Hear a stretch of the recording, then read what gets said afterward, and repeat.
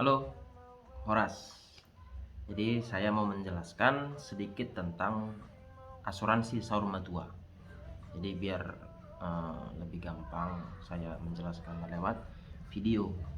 Nah, asuransi Saurma tua itu sebenarnya asuransi jiwa, ya. Jadi coba kalau saya bertanya ke teman-teman, apalagi yang masih usianya di bawah 30 atau di bawah 40 lah. Artinya kita masih memiliki orang tua, ya kan? Jadi ketika orang tua kita, maaf cakap nih, dipanggil Tuhan, apakah kita juga ikut? Tentu tidak, ya. Nah, untuk itu kita sebagai orang anak orang tua atau orang Batak, ada yang namanya harus membayar adat. Pernah nggak melihat orang-orang kita Batak, orang tuanya meninggal, anak-anaknya kewalahan mengurus, kan ada biaya kan untuk adat, harus bayar inilah bayar itulah.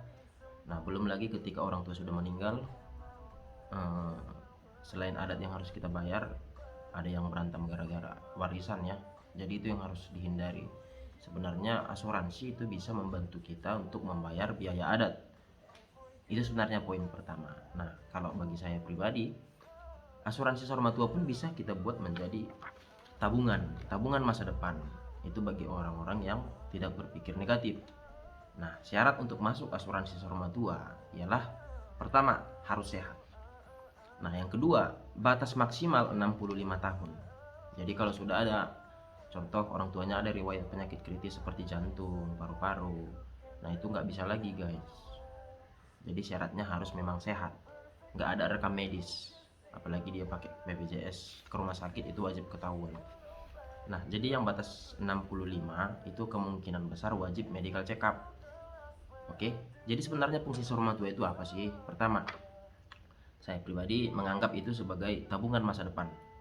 Contoh seperti saya bikin orang tua saya asuransi Sorma Tuanya.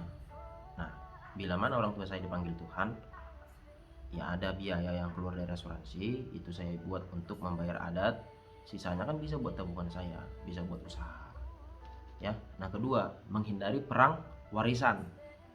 Jadi artinya ya buat sendiri warisanmu.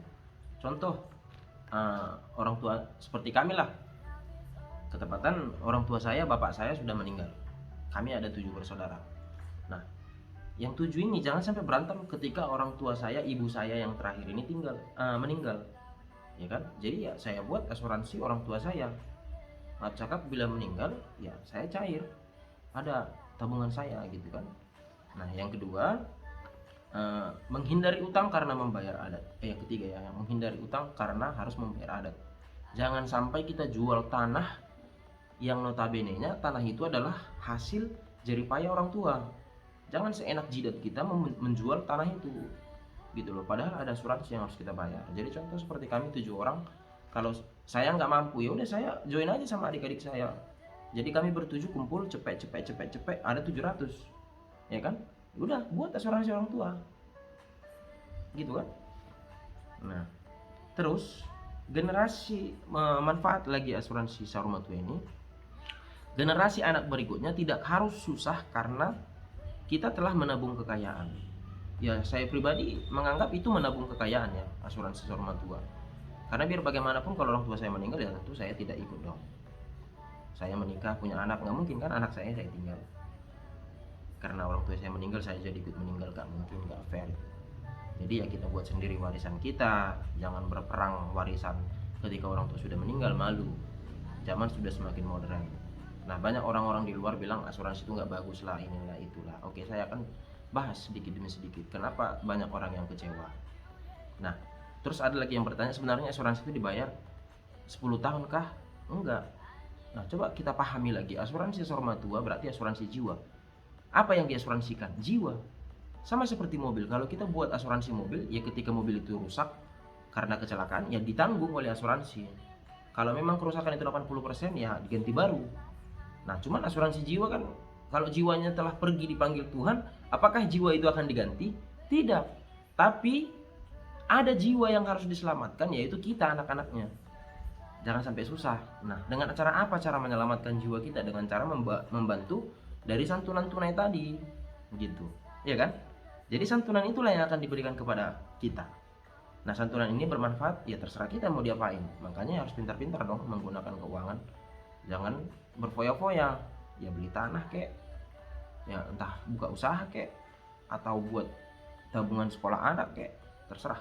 Yang penting sejumlah uang akan dicairkan sesuai dengan perjanjian. Nah, ini akan saya buka sedikit di sini ya guys.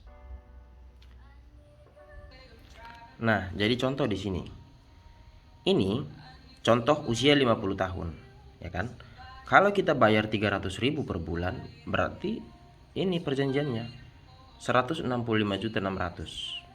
Lalu kalau orang tua saya usia 60 tahun, saya bayar 300, dapatnya berapa? Ya ini 79 juta. Artinya di usia 50 tahun bayaran 300.000 itu lebih besar. Karena apa? Usia 50 tahun lebih muda dari usia 60. Nah, bisa kita ambil kesimpulan, semakin tua yang masuk asuransi, maka dia akan semakin mahal asuransinya, bayarannya per bulan. Jadi contoh, saya mau 300 tapi dapatnya 165 juta di usia 60 tahun. Bayarnya harus berapa? Mari kita lihat. Ini 100. Nah, berarti di kisaran 600.000 atau 700.000. Ya kan? Nah, gitu dia guys. Jadi semakin tua, ya semakin mahal asuransinya. Makanya kalau memang seperti saya, orang tua saya masih umur 53. Ketepatan memang saya beranggapan ini adalah asuransi seorang tua ya untuk tabungan masa depan ya. Ini contohnya. Jadi saya bayar asuransi orang tua saya itu, nah ini orang tua saya masih usia 53 tahun. Ini saya sebagai pemegang polis. Ini contoh ya guys. Saya udah buat asuransi mama sekitar hampir 1M. Nah, ini juga saya buat percontohannya karena usia mama saya ada. Ini 53. Saya mau ngambil UP jiwanya itu tadi 800 juta ya. 800 juta ini uang pertanggungan. Inilah UP jiwa. Jadi saya harus bayar sekitar ini 2.100.000 setiap bulan. Ya. Nah, terus di sini ada ini ya yang 800 juta tadi ya. Bila tertanggung hidup sampai usia 100 tahun, manfaat yang dibayarkan adalah sebesar nilai investasi.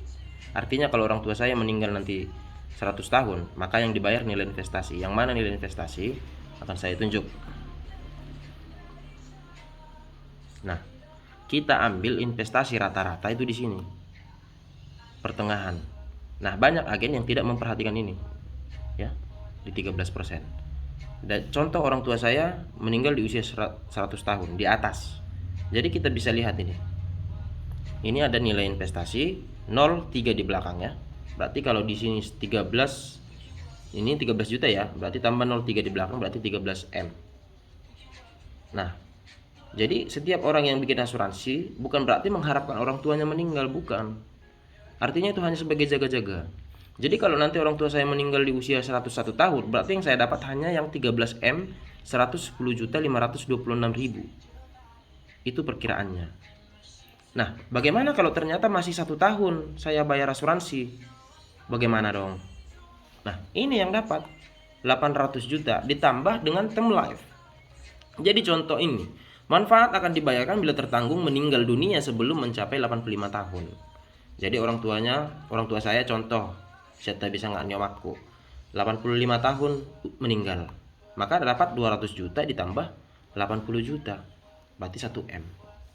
Nah, kira-kira yang 1M itu bermanfaat nggak bagi saya nantinya? Bermanfaat sekali dong. Selain bisa bayar adat orang tua saya, bisa juga buat tabungan saya. Benar ya teman-teman? Jadi jangan lagi beranggapan salah ya. Nah, ini tadi dipahami ya, bila tertanggung hidup sampai usia 100 tahun, manfaat dibayarkan sesuai nilai investasi. Bila tertanggung meninggal dunia sebelum mencapai 100 tahun, manfaat yang dibayar adalah nilai investasi ditambah 100% UP. UP itu kan uang pertanggungan. Nah, coba kita lihat, berandai-andai. Jadi contoh, saya buat asuransi seorang tua ibu saya sampai di usia 63, sekarang kan 53. Nah, berarti asuransi berjalan selama 10 tahun. Berarti kisaran uang saya di dalam 225.887.000. Maka ini yang dikeluarkan ditambah UP tadi yang 800 juta. Nah, Sehat-sehatlah orang tua saya sampai usia 70 tahun. Berarti selama 17 tahun asuransi berjalan. Uangnya sekitar 612 juta. Boleh nggak uang itu saya pakai supaya mama saya jalan-jalan ke Yerusalem? Boleh. Tapi jangan dihabiskan sejumlah uang 612 juta. Ambil aja 600 juta, sisakan 12 juta. Ya, sisakan 12 juta. Maka asuransi tetap aktif. Artinya ketika asuransi tetap aktif, berarti yang 800 juta itu masih berhak untuk kita miliki bila mana orang tua dipanggil oleh Tuhan. Oke? Jadi itu penjelasan tentang asuransi rumah tua. Jadi semoga teman-teman bisa memahami dan nggak salah persepsi lagi. Jadi banyak orang menganggap, ih, aku menabung sekian 10 tahun, kenapa aku tarik uang itu sedikit? Nah, kalau 10 tahun masih sedikit memang, karena ada iuran asuransi yang harus kita bayar. Ya. Jadi jangan lagi menganggap asuransi itu adalah tabungan. Benar, ada tabungan di dalamnya tapi sedikit. Karena dia memang jangka panjang. Jadi jangan salah lagi ya guys. Jadi untuk teman-teman yang memang seusia saya ataupun 40 tahun ke bawah yang orang tuanya masih kira-kira bisa dimasukin asuransi rumah tua, ayo mari kita buat. Ya mudah-mudahan nanti kita terbantu di bagian perekonomian. Ya lihatlah teman-teman kita yang kulit putih, rata-rata mereka pakai asuransi untuk dirinya sendiri, untuk orang tuanya.